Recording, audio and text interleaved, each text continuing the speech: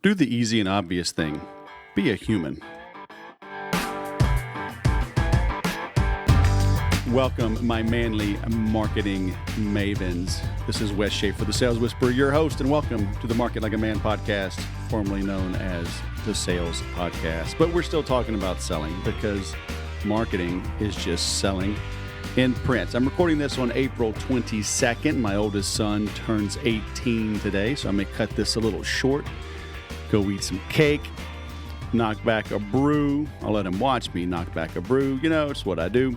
And Mom's making some gumbo. So, man, you got to get ready for some gumbo. I mean, I got to prepare, right? I got to get like horizontal. I mean, it's exciting. It's an event when you're from Louisiana. Got to bring out the gumbo. But look, today I wanted to talk about two things. And I blogged about them earlier this week, and I'll merge them into the show notes on the podcast. But one is do the easy and obvious thing to build a business, and the other is be a human. So on the easy and obvious, what prompted this was a couple of things. One is, I've really lived my business life in this way. And what I mean by that is you've got to do, the hard right, the little things, the non-sexy things.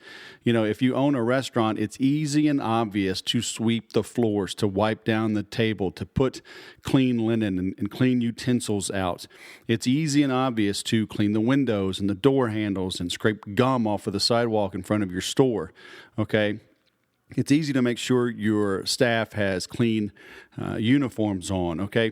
So many people think that building a business, there's some big secret, and it's not, okay? I've always been willing and able to do the fundamentals, the basic blocking and tackling, and that's what wins championships, right? But the other thing that really led me to talk about this week was that I got the feedback results from my talk at Infusionsoft's Icon 15. And it was funny how they were all over the map. I mean, literally from, I don't know if they were 1s and 10s. I read the actual comments, but they ranged basically in the comments from a 1 to a 10. I mean, I had people say it went too short, and I had others say, I love that he went short and left time for a lot of Q&A and made it interactive. Right, but I was speaking and teaching on a particular subject. It was very finite, right? And it only warranted about a 30 to 35 minute discussion and demonstration. I mean, I had screenshots, I zoomed in, and I was teaching a specific piece of software, and I was teaching a very specific component within a very specific piece of software. Okay, and I'm not one to fluff things up, okay, to belabor them, to drag them on just to sound smart, right? To make people think, oh yeah, he went long, so he must be really smart. No, if you know anything about speaking, it is much harder to deliver a short, impactful talk than a long, impactful talk. It takes more time, more energy, because every word has to count. But it was just so interesting seeing those comments. You only went 30, 35 minutes. So you want me to waste your time, right? You want me to fill up? You're at a 3-day conference, 2.5-day conference, and I was speaking in the morning of the last day. And so there's people you can go meet. If you've got a great idea, you can go implement it. There's time for you to hop into another session if you don't want to stick around in the Q&A. But what it shows is a short-sightedness. It shows a lack of understanding, a lack of appreciation. I mean, you've got a guy on stage, so just because you're on stage doesn't mean you know what the heck you're talking about, but the chances are pretty good that you're probably smarter than the average bear, at least on that subject. Otherwise, the organizers wouldn't have you on stage. So why not take the chance to ask a question, ask a couple of questions? Why not challenge me on, hey, mofo, why is your presentation so short? Are you dumb? Are you ignorant? Are you a fake? Are you a phony? Do you not know this well enough to speak for an entire hour? Okay? Challenge me on it, but they didn't. No, they just sit back and fire off a comment, hey, the guy didn't speak long enough.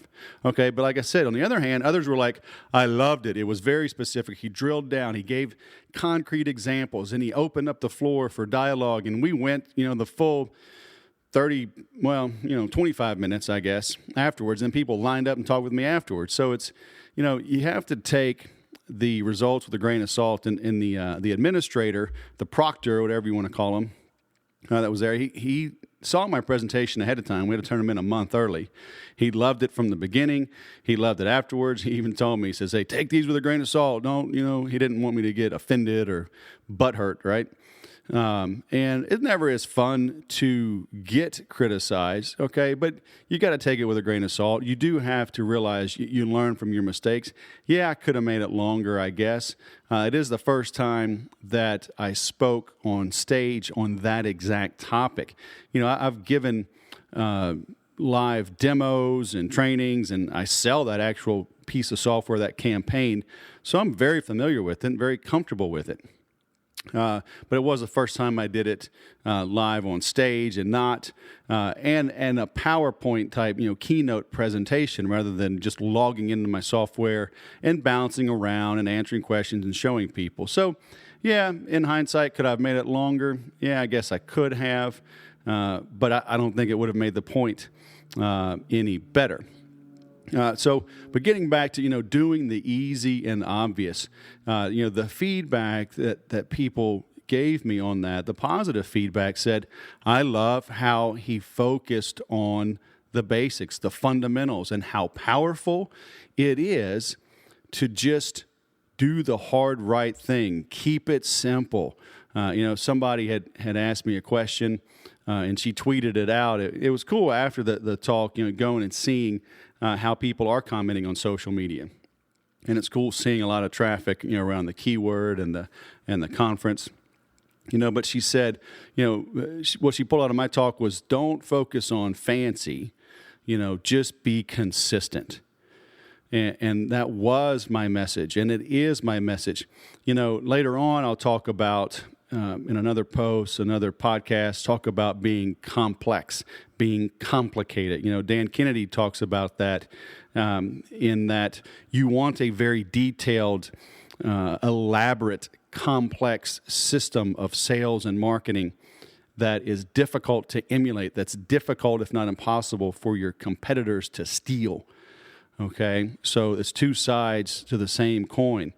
I think the complex and the complicated and the intricate is really just composed of a lot of series of simple things. Okay, because if I showed you inside of my software, you would see hundreds of campaigns. You would see hundreds, almost 1,000 tags, the way I segment my prospects and contacts, and dozens and hundreds of follow-up steps, including the adding and removing of tags after a certain amount of time, follow-up questions, surveys, tasks assigned to myself and my staff to call, to email, to check in. So when you look at that in its entirety, it is very complex. It is very complicated. But it's comprised of simple, fundamental things. So what are you doing in your business that is causing you to take the eye off the ball, right? We talk about having shiny object syndrome, and it runs rampant. It's easy to get distracted with social media, with blurps and bleeps coming in. It's easy to see the promises of the next great technology that's going to take the world by storm. Right now it's the 22nd. On the 21st, we've been seeing talk of mobile-geddon, they call it, right? The Armageddon of mobile search and the results. And, Google has been talking about this going back to February of this year or even November of last year, because now mobile search has surpassed desktop searching. Okay, so the smartphones are getting smarter, they're getting faster wireless connections, the screens are getting bigger. I know I do a lot of work on my iPhone 6 Plus, so mobile is important. And Google said they're going to start penalizing companies on mobile search results only if your site is not mobile responsive. Okay, and it makes sense. Google wants to present a good use case, a good experience, right? When you are using their service to find what you're looking for. So it makes sense for them to do that. So, but it's not the end of the world, So my point is, what things like that are taking away your focus, your attention. It's got you running down rabbit holes, and so you're not doing the easy and obvious. Okay, so if you take nothing else away from this one session of the Market Like a Man podcast, please commit to getting back to basics. Okay, do the easy and obvious. It's not sexy, it's not fun. I get it, but it's like doing squats at the gym and push-ups. You have fundamental things you must do to stay fit. The other thing is, don't eat too much gumbo or birthday cake. But I cannot promise that today. Okay, now moving right along. You know what else is easy and obvious? Maybe not obvious anymore, unfortunately, but for you it is, because you're listening to the Market Like a Man podcast, and that is being a human being. Okay, earlier this week, a couple of things happened back to back. I've been on a bit of a tirade, a rant on True Twit. So that's this silly little program. It kind of made sense a while back for Twitter, but I don't know. I don't see that as big of a need anymore. But what it does is it's assume you are a jerk, meaning a robot that is following an individual. So it sends out an email or a direct message inside of Twitter, and so you have to click a link. It says, such and such, Miss Snotty Pants uses True Twit. Please click here to verify that you're a human being. So if that's not rude enough, okay, the real kicker here is you can't ignore it. Okay, it will continue to message you to death until you finally take the time to follow the thing. And like I was talking about, doing mobile marketing and doing a lot of work and search on mobile devices, it's still a pain to type in different things. So it takes you to this screen, and lately it's been Progressive that runs the ad. So these people, they're gotten smart about these captcha codes rather than just putting in some random numbers and whatever. Like Progressive will buy the ad, and they'll put an image up there. It's like switch to Progressive, right? Or make the switch. And that's literally the one that I got from this woman. Although actually, I'm pulling up my page right here. And the one message that I got from her that I had to type in was good for nothing in all caps. So I did a screenshot of that, and I sent it to this woman, but I got 3 different emails or direct messages from this woman on December 26th, January 6th, and finally a day or two ago when I finally did this. So I had to do that. Now I'm following her, but guess what? I'm not following her anymore. I now unfollowed her, and I sent her a note on Twitter. I said, why do you do this? Okay. The second thing that happened, really back to back, April 19th, 8:14 p.m., this guy sends a message to 27 people. Okay, so a group message on LinkedIn, and it's written so poorly, it's amazing. But the guy is from Australia, right? So it's not English as a second language down there.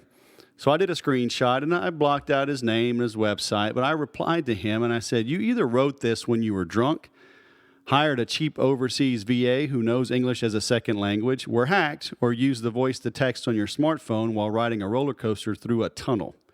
Either way, there was now a greater chance of me volunteering for a study on paper-cut remedies than doing business with you based on this message. Good day, mate. So he's not replied either. So these people, are trying to use either automation tools, which I'm a fan of, or I'm a fan of technology when it makes sense.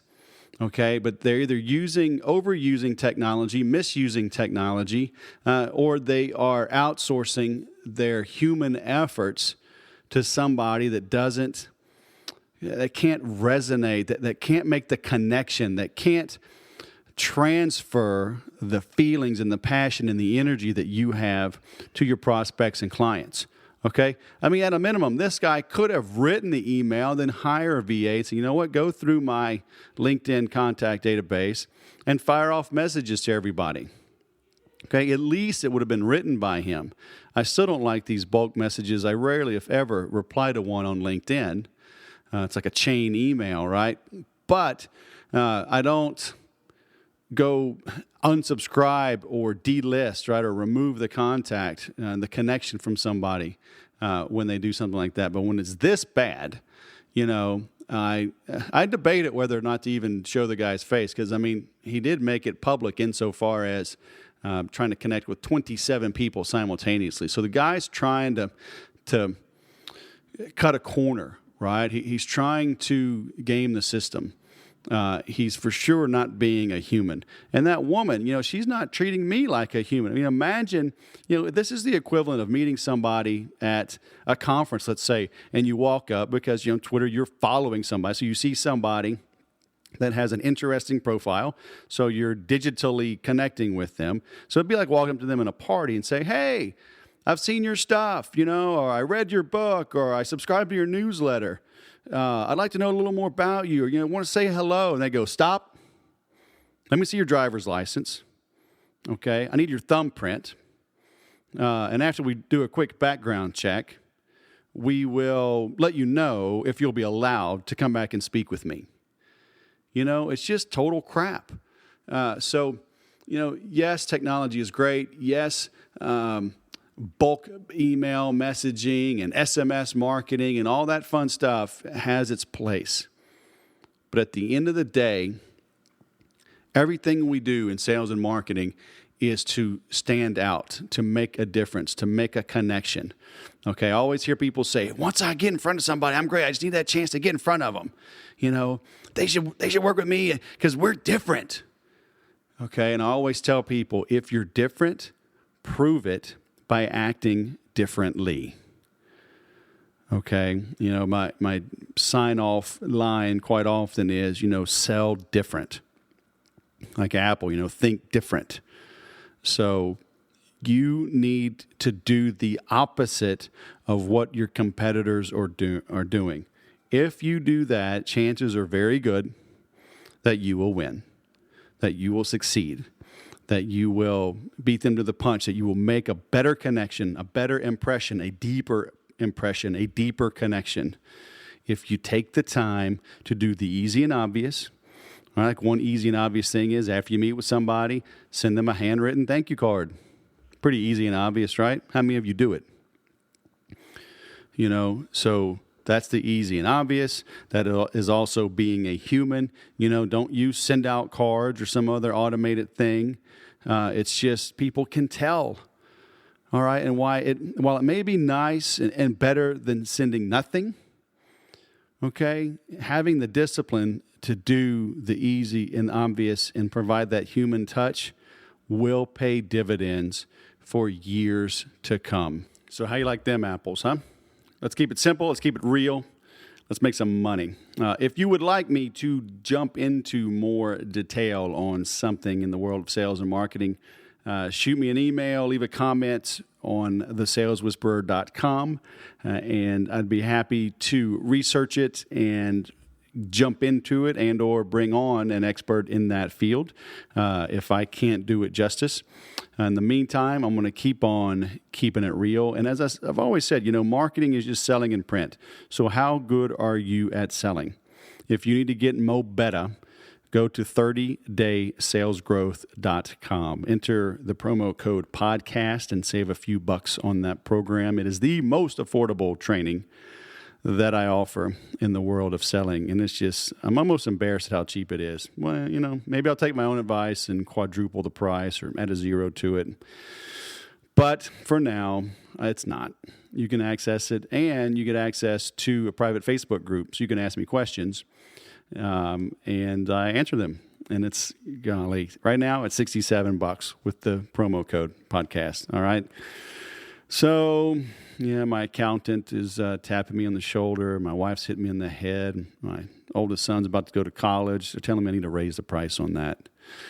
So I may have to do that. But speaking of college, I'm going to get into our experiences and looking at colleges, and I'm going to talk about this very cool college. It looks like my son is going to, but until he accepts it in writing, I will keep that a secret. But it will probably happen by the next time I do this podcast. So it's coming up soon. All right. So leave me your questions, send me your questions, leave comments, rate the podcast on iTunes and Stitcher, wherever it is you listen. Visit 30daysalesgrowth.com. Get yourself some sales training, and I will see you online. Until then, remember to sell different.